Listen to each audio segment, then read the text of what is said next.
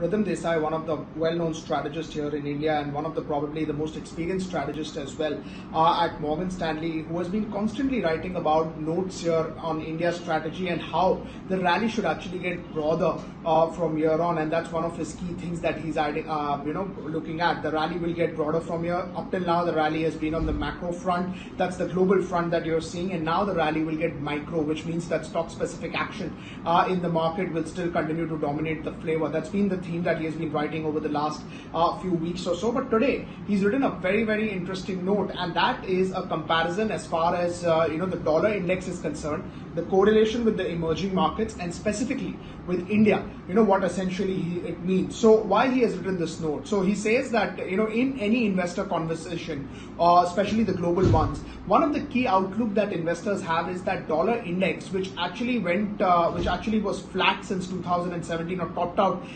It's looking as if it topped out in 2017. Has started to giving signals after a range-bound move that it is going on the downside, maybe even breaking down. And that's been one of the key arguments that people have been asking Ridham Desai, that what happens if dollar goes into a prolonged sort of slowdown or a downward trend from here on. What does it essentially mean for emerging market, flows into emerging markets, specifically for India? And that's why he's analyzed various dollar index cycle right from 1990, when actually the dollar index went up, then from 2002 to 2008 when dollar index came down sharply, then again it went up, and then the 2017 number that we just spoke about, where dollar index became flat, and now it's giving initial signs that it may have actually broken that particular level, but still early to say that. So there are two cycles where dollar index actually went down. So that's what he's saying. Yes, the two cycles are not sufficient enough to provide a data, but what his conclusion is that it is still giving him a decent amount of conclusion as to what can be the market behavior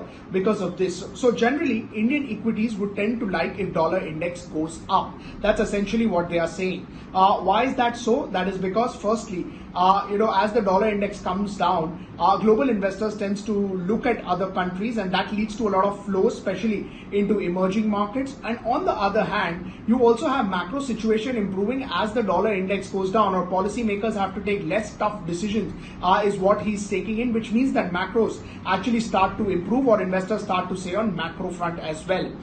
Basically, what he's also saying is that his view is that unlike what we've seen in the previous cycles, this time around also a broad-based rally could happen.